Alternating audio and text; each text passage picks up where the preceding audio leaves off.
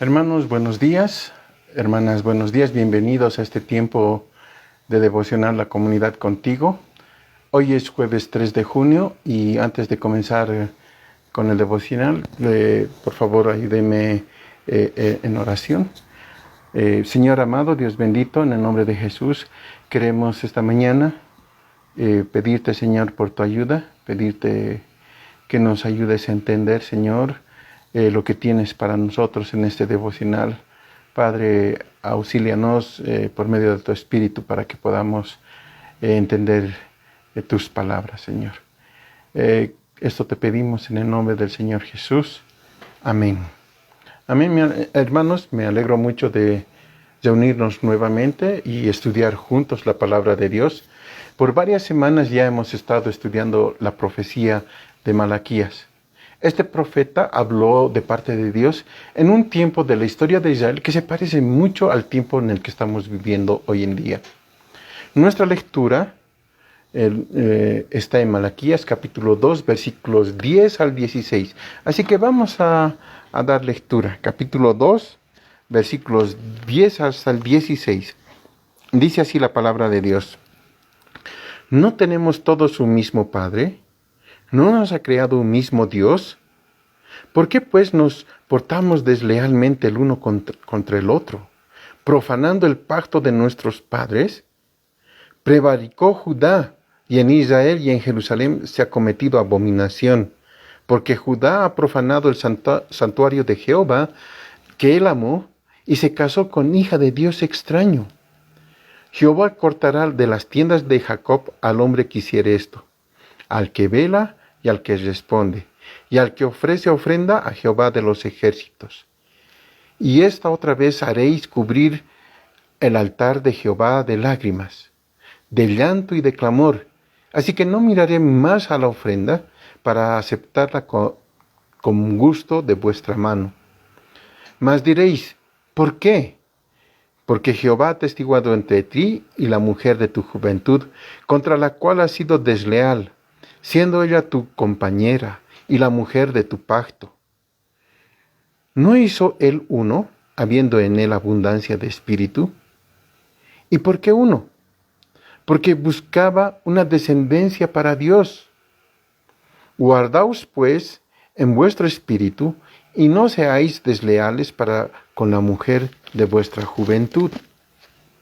Porque Jehová, Dios de Israel, ha dicho que él aborrece el repudio y al que cubre de iniquidad sus vestidos. Dijo Jehová de los ejércitos, guardaos pues en vuestro espíritu y no seáis desleales.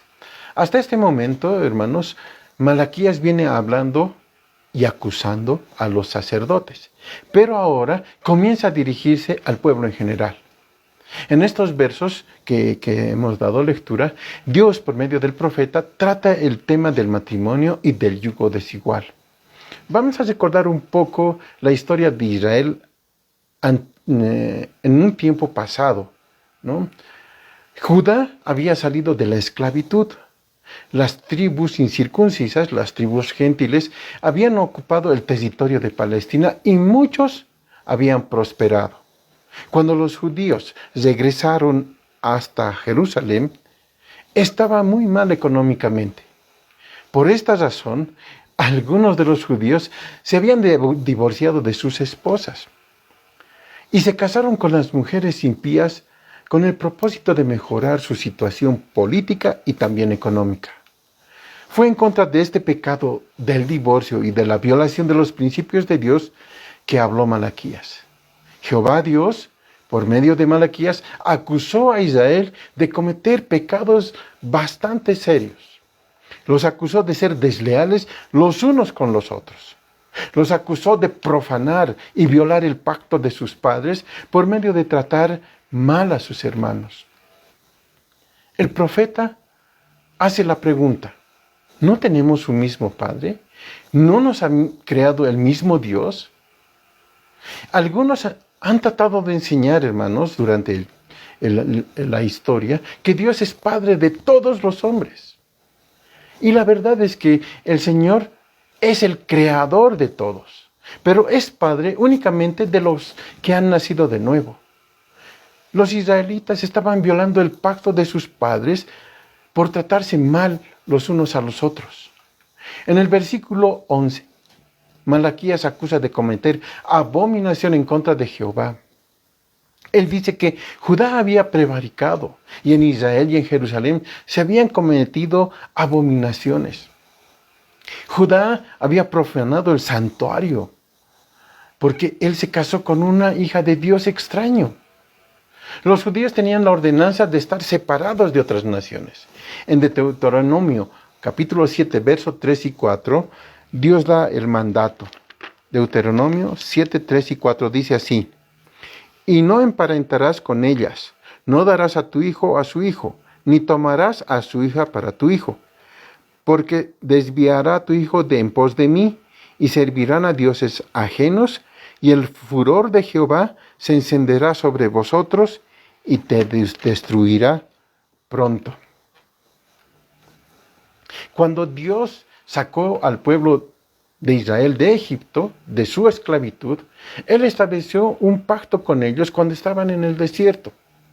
Una parte del compromiso del pueblo de Israel era no casarse con personas de otras naciones.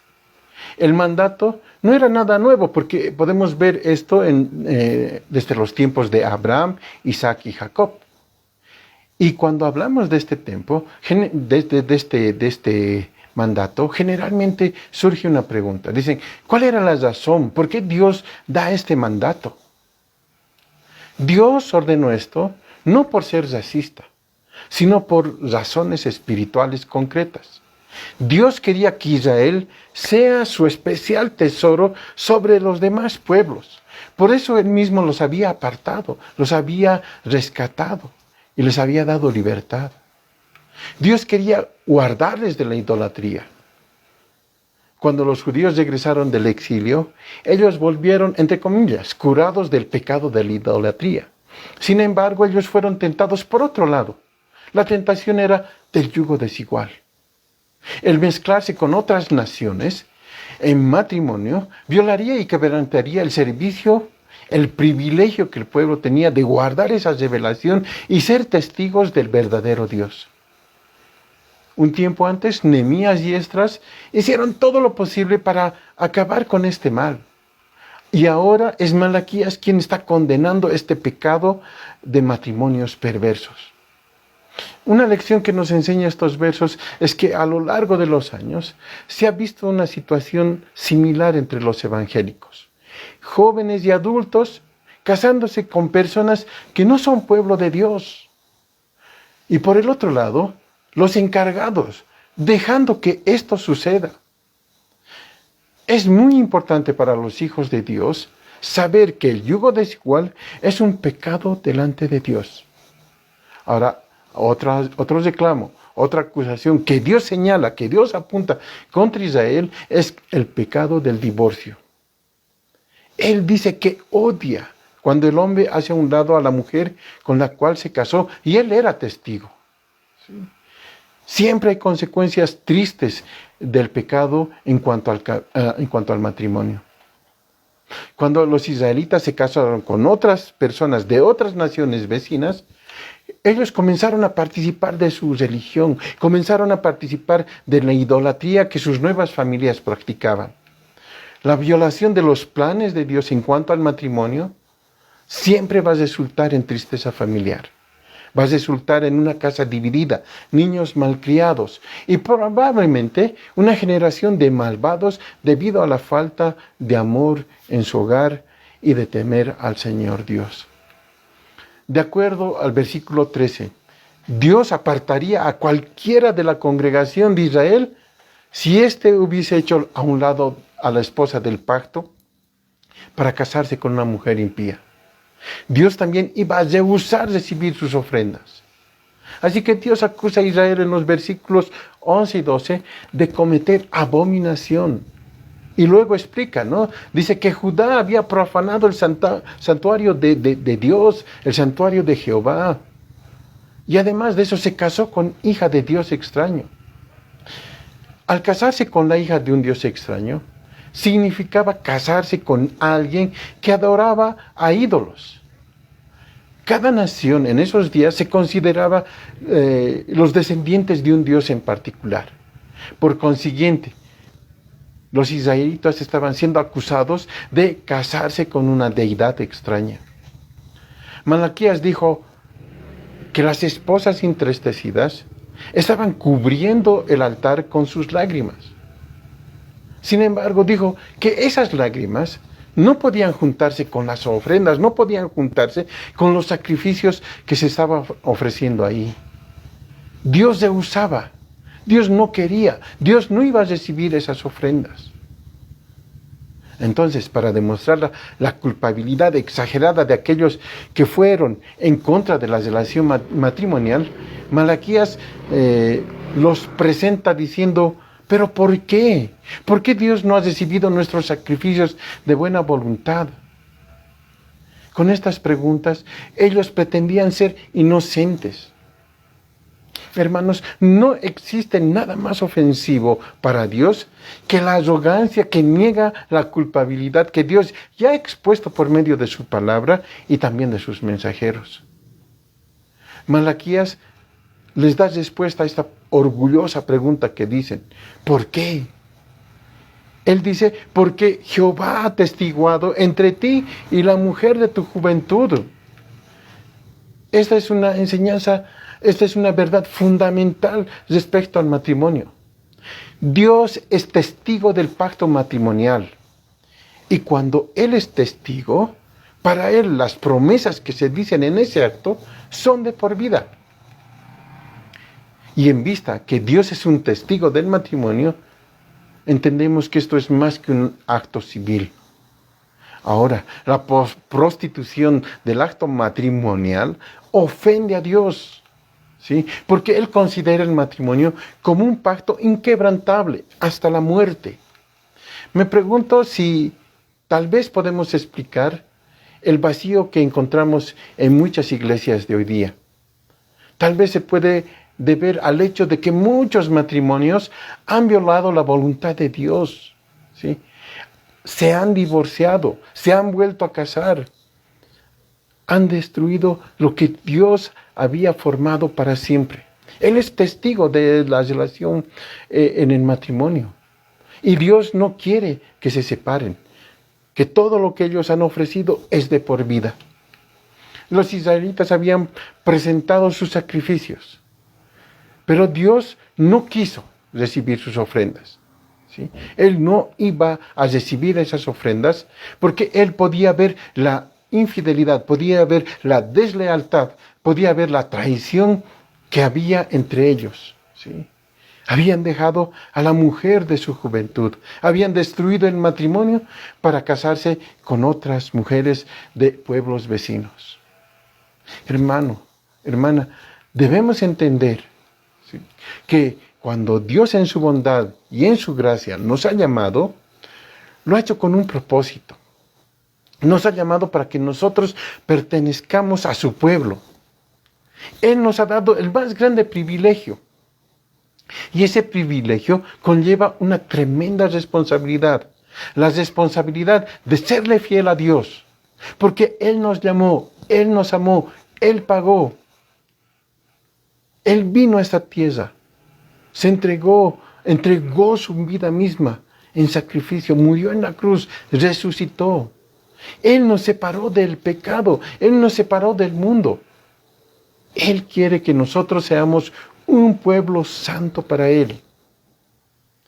Eso es lo que Él desea. Las verdaderas iglesias constituyen la esposa del Señor Jesucristo.